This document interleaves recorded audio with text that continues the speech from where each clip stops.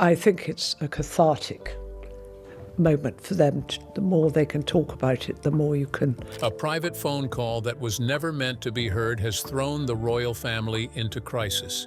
During routine security checks at Buckingham Palace, a recording of Queen Camilla discussing detailed plans against key family members, including Prince William and Princess Anne, was discovered. Palace security stumbled upon the recording by accident, which revealed schemes that had been unfolding for months. King Charles now faces an impossible choice between his wife and his family, while those targeted struggle with feelings of betrayal. Can the royal family survive when the Queen herself is working against them from within? Join us as we unravel Camilla's plan and its implications. The discovery of Camilla's agenda. The discovery happened on a cold Tuesday morning in late November, when a senior technical staff member at Buckingham Palace was conducting routine maintenance on the secure communication systems. The palace uses encrypted lines for all royal family calls, with regular checks to ensure no vulnerabilities exist in the network. During an audit of call logs and system performance, a private line assigned to Queen Camilla showed an unusual pattern of connection that had bypassed some of the standard security protocols. The technician flagged and brought it to the attention of the head of palace security operations.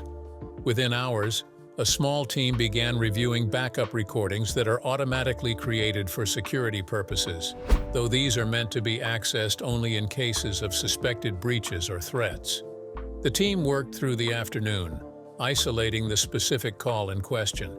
It had taken place 3 days earlier, late in the evening, lasting approximately 40 minutes. The call had been placed from Camilla's study at Clarence House to a contact whose identity was initially unclear from the system logs alone. As the team listened to the recording, the content became immediately alarming. Camilla's voice was clear as she discussed various members of the royal family in terms that went far beyond mere criticism or venting. She outlined specific concerns about certain family members and their influence on royal decisions.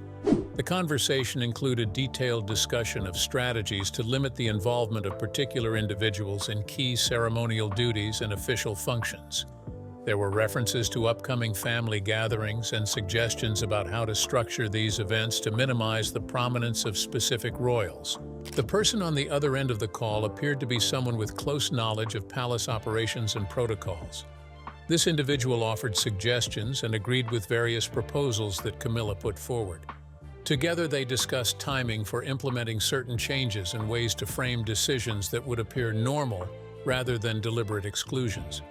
The conversation touched on matters of royal finances, roles within family trusts, and the distribution of official responsibilities among working royals. Several names came up repeatedly as subjects of concern and targets for reduced visibility. The technical team immediately secured the recording and created encrypted copies stored in multiple secure locations. They prepared a brief summary document that outlined the nature of the call, without including every specific detail. This summary would allow senior officials to understand the gravity of the situation without requiring them to listen to the entire 40-minute conversation immediately. The decision was made to limit knowledge of the discovery to fewer than 10 people initially, given the sensitive nature of the content and the high rank of the individual involved. By early evening, the head of the royal household had been briefed. The information was then conveyed to the king's private secretary, who faced the difficult task of deciding how and when to inform King Charles himself. The private secretary spent several hours reviewing the summary and listening to key portions of the recording personally. The implications were dangerous, not just for family relationships, but for the functioning of the monarchy itself. The conversation revealed a level of planning and coordination that went beyond casual complaints shared between friends. The timing proved particularly problematic as the palace was in the midst of planning several major events scheduled for the coming months. Guest lists had been finalized, roles had been assigned, and public announcements had been made regarding which family members would participate in various capacities. If the plans discussed in the call were already being implemented, it would require careful analysis to determine what decisions had been influenced and what could still be addressed or reversed. Questions immediately arose about how long such planning might have been occurring and whether this was an isolated conversation or part of a larger pattern. The technical team was instructed to conduct a comprehensive review of communication records going back 6 months, searching for similar patterns that might have been missed. Additional security personnel were brought in to expand the investigation without drawing attention from the whole palace staff or creating rumors that might leak beyond the palace walls. The identity of the person Camilla had been speaking with became a priority for investigators. Tracing the call proved more complex than anticipated because it had been routed through multiple systems, suggesting either technical sophistication or assistance from someone with knowledge of palace communication infrastructure. The possibility that someone within the security or technical staff might be involved added another layer of concern to an already explosive situation. As night fell, a small group remained working in the secure room, building a comprehensive file on the incident. They documented every aspect of the discovery, created detailed transcripts of the call, and began analyzing the specific claims and plans discussed. The file would need to be thorough and undoubted because the consequences of this discovery would spread through the highest levels of the royal family and potentially reshape relationships that had taken years to build and stabilize after previous family conflicts and public controversies. Internal strategy sessions. The king's private secretary made the decision to inform Charles that same evening rather than wait until morning. The conversation took place in the king's private sitting room at Clarence House, away from staff and other family members. Charles listened to the summary without interruption, his expression growing increasingly grave as the details were shared. He requested to hear parts of the actual recording, wanting to verify the authenticity himself rather than rely solely on second-hand accounts. After listening, he asked for time alone to process the information before any further steps were taken.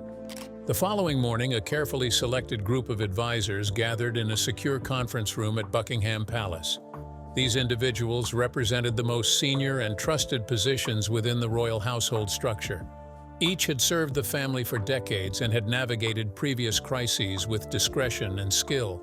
They assembled without their usual assistance, understanding that this meeting required absolute confidentiality. The room had been swept for recording devices, and all mobile phones were left outside in secured lockers. The king joined them mid-morning, having spent the early hours in private contemplation and prayer. He opened the discussion by stating the severity of what had been discovered and the personal pain it caused him, but emphasized the need to approach the situation with clear thinking rather than emotional reaction. The group spent the first hour simply reviewing all available information, ensuring everyone had the same understanding of what had been said, who was involved, and what the objectives were based on the conversation. Discussion then turned to immediate containment measures. The priority was preventing any leak of this information before the family could address it internally. This meant identifying everyone who currently knew about the call and ensuring their continued silence through both professional obligation and personal appeal to their loyalty. It also meant temporarily limiting access to certain communication systems and records while the investigation continued. The technical team was instructed to start extra monitoring without informing the staff of the reasons behind these enhanced security measures. The advisors debated extensively about when and how to involve other family members. Some argued for immediately informing those who had been specifically mentioned in the call, believing they had a right to know they were being discussed and potentially targeted. Others chose a slower approach, suggesting that expanding the circle of knowledge increased the risk of information spreading beyond control. The king listened to both perspectives, asking pointed questions about the likely reactions of various family members and how those reactions might complicate or assist in resolving the situation. A critical question emerged about whether to confront Camilla immediately or to continue gathering information first. Those favoring immediate confrontation argued that delay would only deepen the betrayal and make eventual conversation more difficult. They also worried that if Camilla suspected the call had been discovered, she might take steps to destroy evidence or coordinate stories with her confidant. The opposing view held that approaching her without complete information about the extent of her planning and who else might be involved would be premature and could cause her to become defensive. The group spent considerable time discussing the legal and constitutional implications of what had been discovered. While the plans discussed in the call did not appear to involve anything criminal in nature, they raised questions about the proper functioning of the monarchy and the authority of different family members to make unilateral decisions about roles and responsibilities. Constitutional experts would need to be consulted, but bringing them into the discussion meant further expanding the circle of those with knowledge of the incident. By afternoon, a preliminary strategy had begun to take shape. The king would speak privately with Camilla within the next 48 hours, giving himself time to prepare for a conversation that would be among the most difficult of their marriage. Before that confrontation, additional investigation would attempt to identify her collaborator and determine whether any of the discussed plans had already been implemented. The advisors would meanwhile begin reviewing recent decisions about royal roles and responsibilities to identify anything that seemed consistent with the strategies outlined in the intercepted call. The question of documentation became surprisingly contentious. Some advisors wanted every meeting and decision carefully recorded to protect against future disputes about what was said and agreed upon. Others argued that creating such records increased the risk of eventual public disclosure and that this matter needed to be handled with the minimum possible paper trail.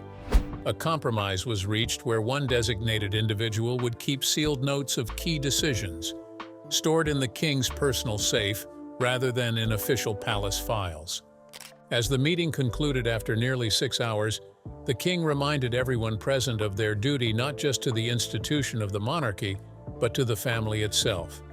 He acknowledged that what had been discovered was a betrayal of trust, but he expressed hope that it might be addressed through honest conversation rather than through permanent rupture.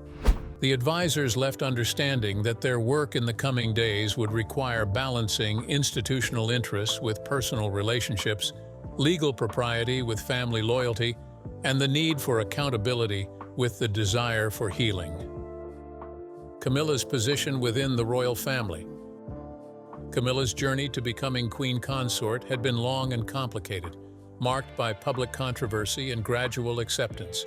Her relationship with Charles began decades earlier when both were young, but circumstances and family expectations led them down separate paths initially.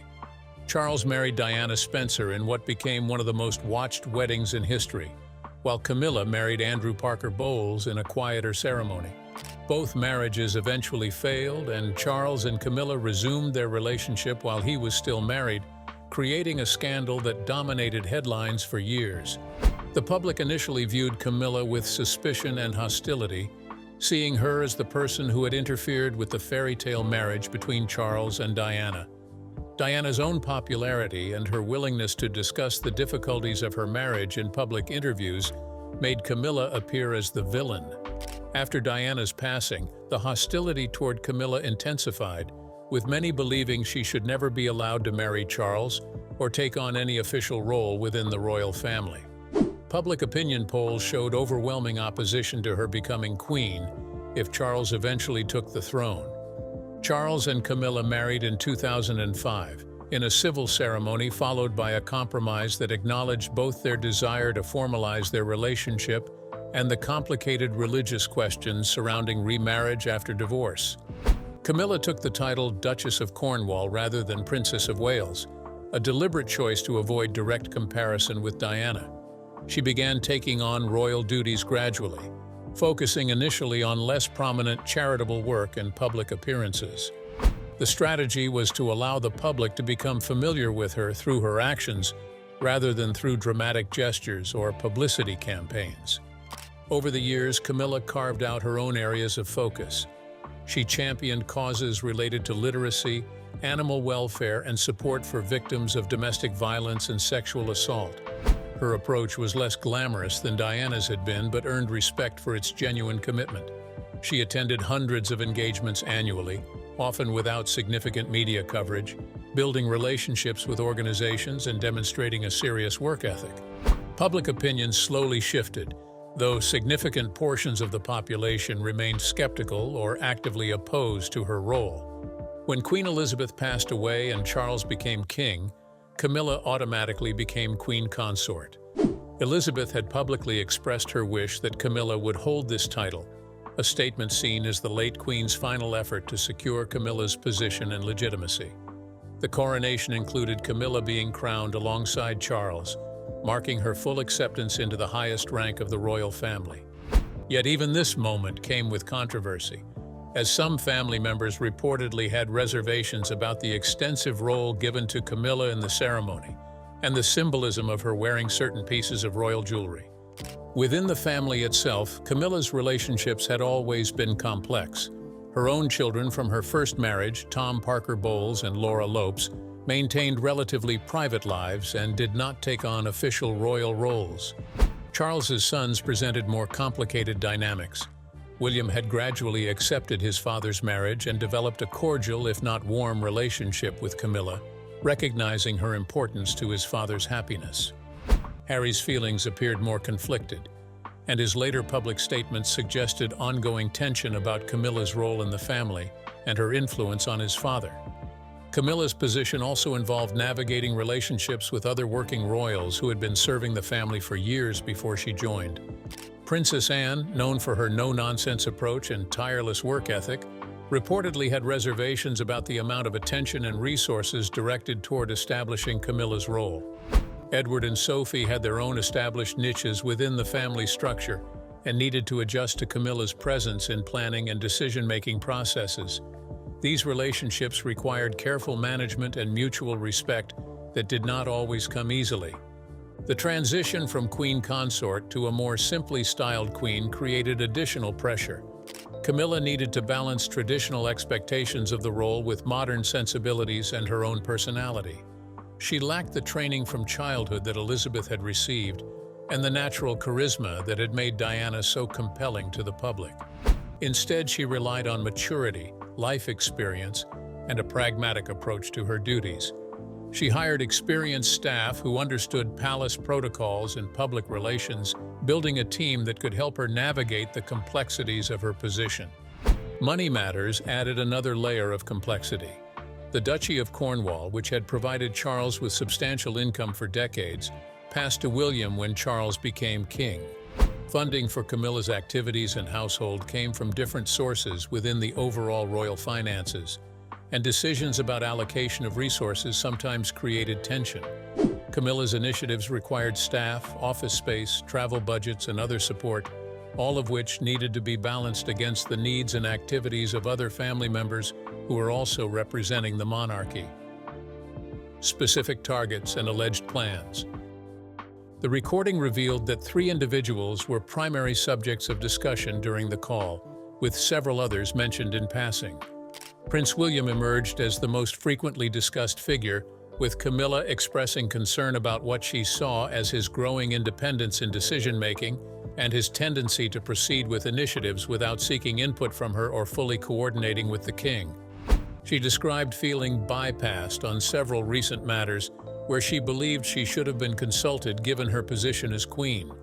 The conversation included specific examples of meetings William had convened and decisions he had influenced without her involvement. Camilla's discussion of William centered on limiting his visibility at certain upcoming events where both would normally be expected to appear.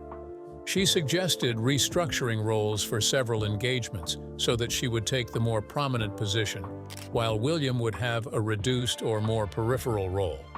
The rationale offered was that the public needed to see her more centrally in order to cement her position as queen, rather than allowing William, as heir to the throne, to overshadow her during this crucial period of establishing her legacy. She mentioned specific ceremonial duties she wanted reassigned, and suggested that Charles could frame these changes as spreading responsibilities more evenly across the family. Princess Anne appeared as the second major subject of concern in the recording. Camilla spoke about Anne's long-standing reputation for hard work and dedication, but characterized this as creating an unfavorable comparison that made others in the family, including herself, appear less committed by contrast. She discussed Anne's tendency to speak bluntly in family discussions and her resistance to what she viewed as unnecessary ceremony or publicity. Camilla described several instances where Anne had apparently questioned decisions or suggestions related to Camilla's role and activities, creating friction in planning meetings.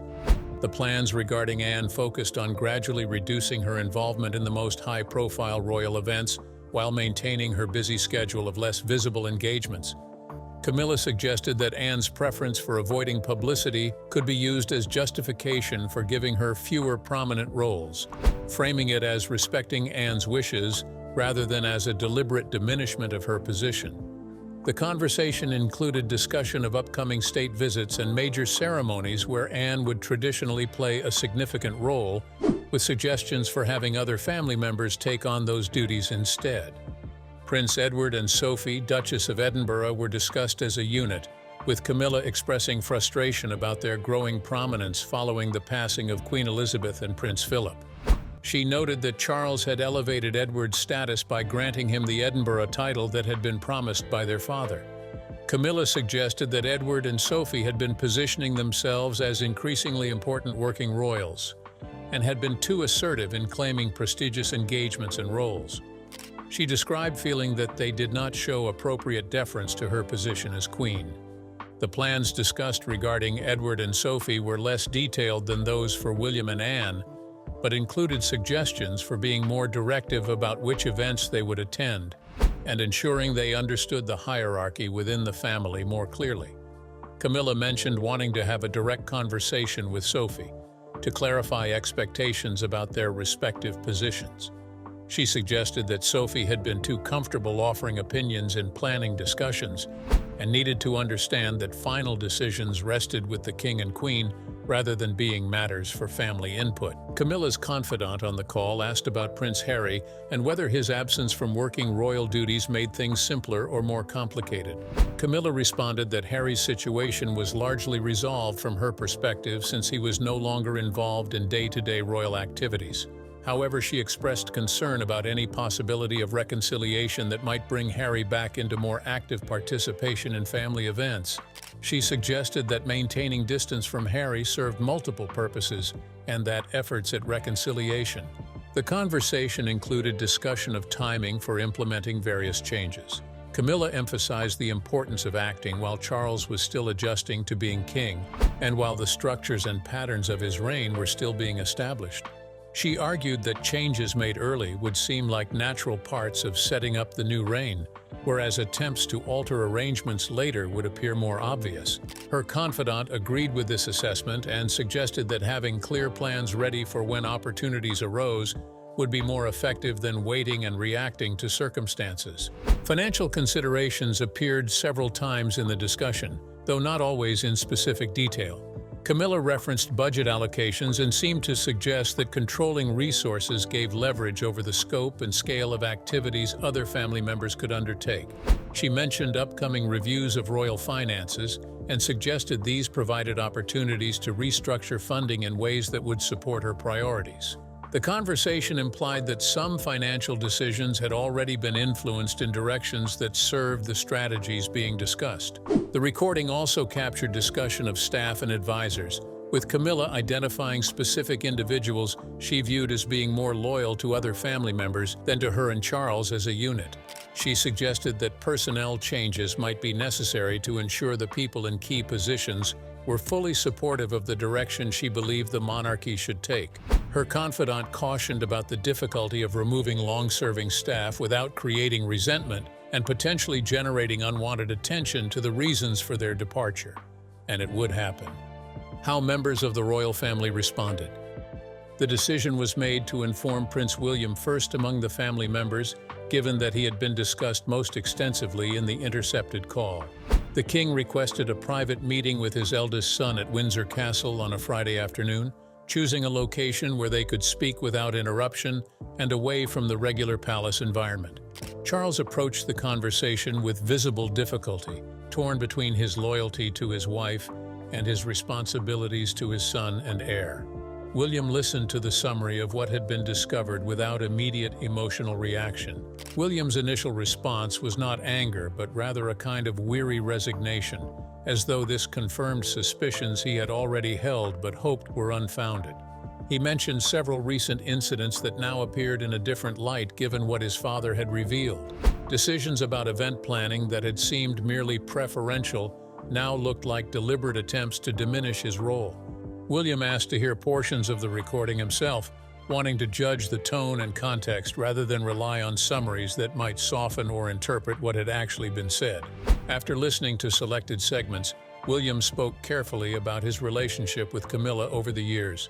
He acknowledged having made peace with his father's choice of partner and having tried to accept her role in the family for the sake of his father's happiness and the stability of the monarchy. He described feeling that he had been respectful and appropriate in his interactions with her, maintaining professional courtesy in their working relationship. The revelation that she had been actively planning to reduce his prominence felt like a betrayal of that agreement to coexist peacefully. The conversation between father and son extended for nearly 3 hours as they discussed not just the immediate situation, but the broader implications for the family and the monarchy. William expressed concern about how this would affect his own children's perception of their step-grandmother and the example it set about trust and loyalty within the family.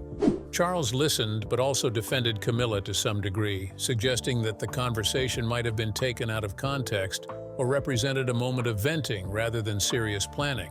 Princess Anne was informed next, in a brief meeting at her home at Gatcombe Park. She received the news, remarking that she had sensed tension and had noticed what seemed like efforts to alter her role in certain events. Anne's response was less personally wounded than William's had been, viewing the issue more as a political maneuvering within the family structure than as a personal betrayal. She told her brother that she had dealt with family politics for decades, and this was simply another chapter in the ongoing navigation of personalities and egos within the institution. Anne's response actually provided some relief to Charles, who had worried that she might react with outrage or immediately confront Camilla. Instead, Anne suggested that the situation be handled with clear communication and firm boundaries rather than confrontation. She offered her perspective that Camilla had likely felt insecure about her position and had been trying to assert authority that she believed came with her title, but that others had not automatically granted her. Anne suggested addressing the underlying issues more effectively than focusing solely on punishing the behavior that had been discovered. Edward and Sophie were brought into the discussion together, meeting with Charles at Buckingham Palace. Their reaction combined surprise with concern, particularly regarding the suggestion that they had been too assertive or had failed to show proper deference. Sophie was personally hurt by this characterization, having believed that she and Camilla had developed a positive working relationship over the years. Edward was more measured but clearly troubled by the implications for how decisions about royal duties were being made and what it suggested about trust within the family. The couple asked detailed questions about what specifically had been said regarding them and what plans had been discussed. Charles shared what he felt was appropriate while holding back some details that he judged would be needlessly hurtful without adding useful information. Edward and Sophie left the meeting with assurances that their roles were valued and would not be diminished, but also with a new mindfulness about family dynamics that they had previously navigated with relative ease and confidence. The question of whether to inform Harry proved divisive among those involved in managing the situation. Some argued that since he had been mentioned in the call, he had a right to know what had been said about him. Others contended that Harry's distant relationship with the family and his history of discussing private family matters publicly made informing him too risky. Charles ultimately decided against telling Harry, reasoning that the comments about him had been relatively minor compared to what was said about others. Catherine, Princess of Wales, learned about the situation from William, who felt she needed to understand why family dynamics might be strained in the coming weeks and months. Her reaction focused primarily on concern for William and for their children, wanting to ensure that whatever happened between the adult family members did not create a toxic environment for the younger generation. Catherine expressed feeling relieved that her instinct to keep some professional distance from Camilla had been warranted. The family members who had been informed began to notice subtle changes in how they interacted with Camilla at subsequent gatherings. The knowledge of what she had said created an undercurrent of tension even when conversation remained superficially normal. Camilla herself seemed to sense a shift in atmosphere without initially understanding its cause, remarking to staff that recent family events had felt unusually stiff and formal compared to previous months. Now, something had to be done about it. Legal and security implications. The legal questions surrounding the discovery and recording of the call proved surprisingly complex. Palace legal advisors spent days researching the applicable laws and regulations regarding the unique circumstances of the royal household. The automatic recording system that had captured the call existed for legitimate security purposes, designed to help identify potential threats or breaches. However, using that recording to expose private conversations among family members raised questions about whether this fell within the intended scope of the security measures. Privacy law in the United Kingdom generally provides strong protections against unauthorized recording of private conversations. The legal team needed to determine whether the palace's own security recordings fell under exceptions. The fact that Camilla held the position of queen complicated matters further, as there were questions about what legal protections or immunities might apply to her communications, and whether revealing her private conversations could raise constitutional issues about the dignity of the crown. The identity of the person Camilla had been speaking with became a priority from both security and legal perspectives. Investigators worked to trace the call through various routing systems, eventually determining that it had originated from a mobile phone that had been purchased months earlier without registration details. This suggested premeditation and awareness of the need to avoid easy identification. Routing the call through multiple systems indicated either personal expertise in communications technology or assistance from someone with relevant knowledge. Security officials debated whether the use of an unregistered phone and complex routing suggested espionage or foreign intelligence interest in royal family dynamics. While this seemed unlikely given the domestic nature of the content discussed, the possibility could not be entirely dismissed. Background checks were quietly conducted on staff members who had the technical knowledge to assist with such arrangements, looking for any suspicious contacts, financial irregularities, or other indicators of potential compromise. The question of whether Camilla's confidant on the call had recorded it separately raised additional concerns. If another recording existed outside palace control, it could potentially be used for blackmail or could be leaked to media organizations. Security officials considered whether to attempt direct contact with the unidentified person to secure any such recordings, but this approach risked confirming that the palace knew about the call and potentially escalating the situation. The decision was made to pursue identification through investigation, rather than direct contact for the time being.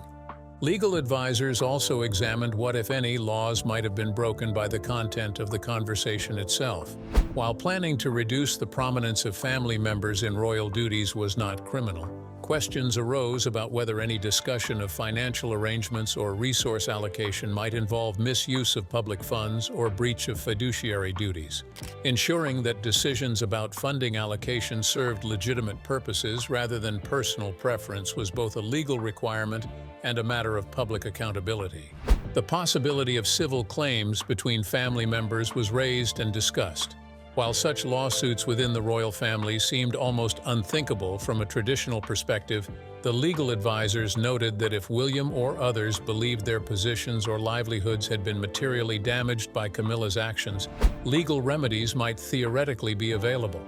The advisors strongly counseled against allowing any situation to develop where family members might consider litigation, emphasizing that such a development would be catastrophic for the monarchy's public image. Constitutional experts were brought in to advise on questions about the proper functioning of the monarchy and the distribution of authority among family members. The United Kingdom's unwritten constitution and the conventions surrounding royal roles meant that much depended on precedent and established practice rather than written rules. The experts examined whether a queen consort had authority to unilaterally alter the roles of other working royals or whether such decisions properly rested with the monarch alone. Questions about the security breach itself required separate investigation. How had the call bypassed some standard security protocols?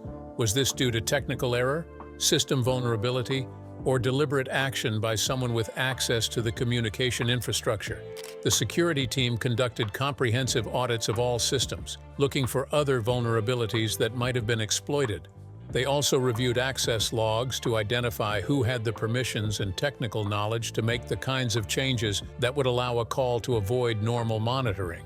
The decision about whether to involve law enforcement from outside the palace created significant debate.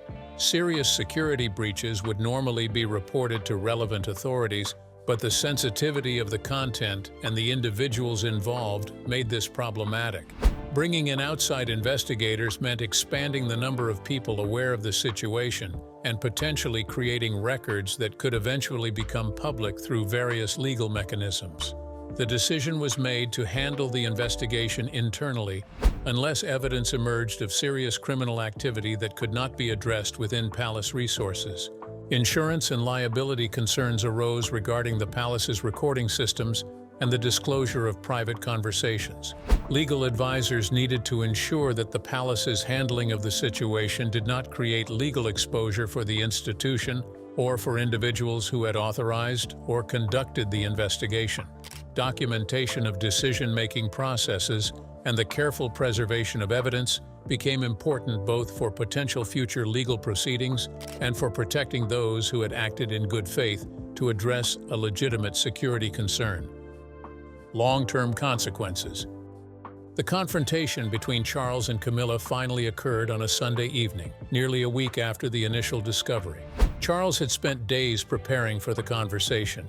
He arranged for them to be alone at Highgrove, their private residence, choosing familiar and comfortable surroundings rather than the more formal palace settings.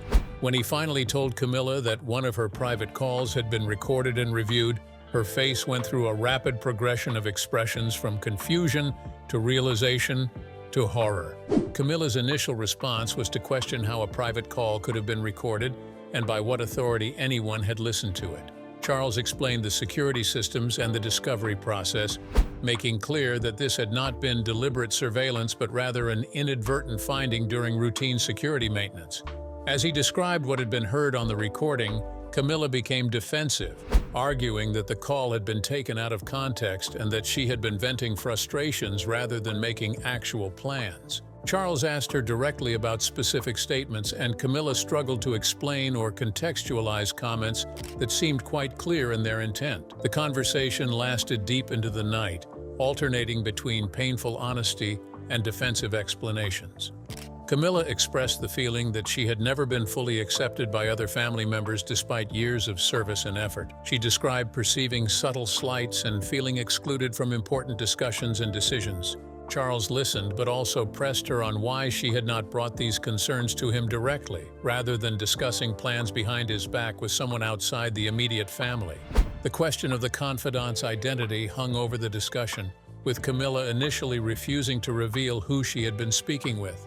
Eventually, Camilla acknowledged that the person on the call had been a friend from before her marriage to Charles.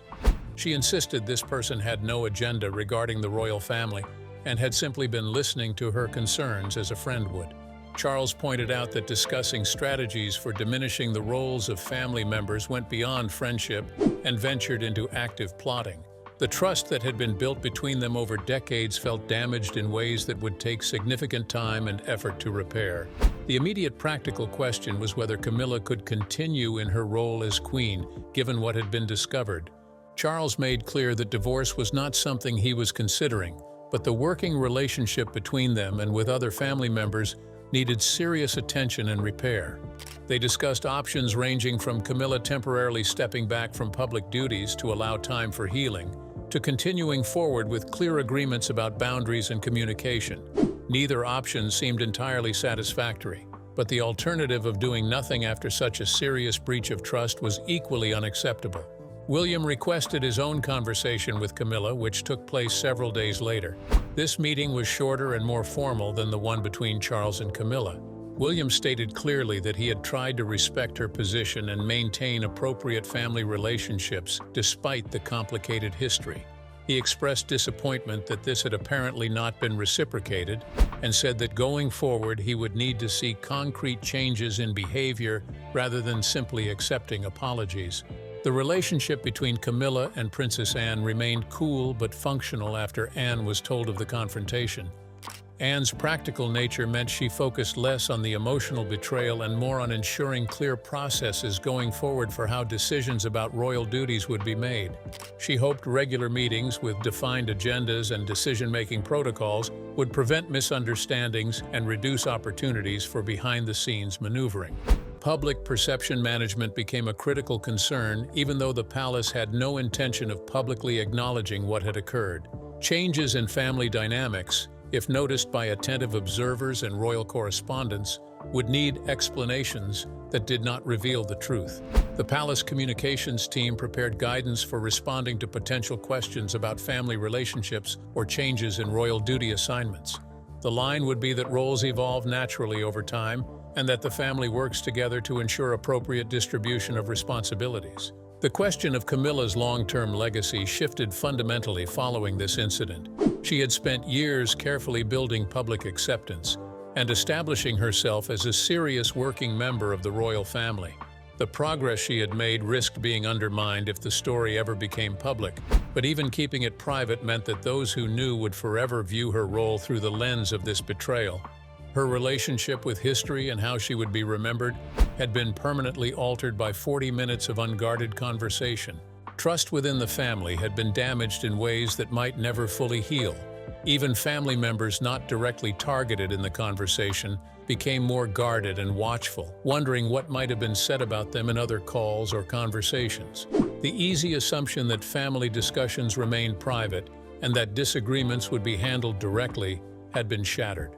Every interaction now carried the shadow of doubt about what might be said later to others outside the room. Would it be wise for Camilla not to be punished after her agenda was discovered? Let us know your views in the comments. If you enjoyed this video, like and subscribe to this channel. Before you go, watch the other videos on your screen.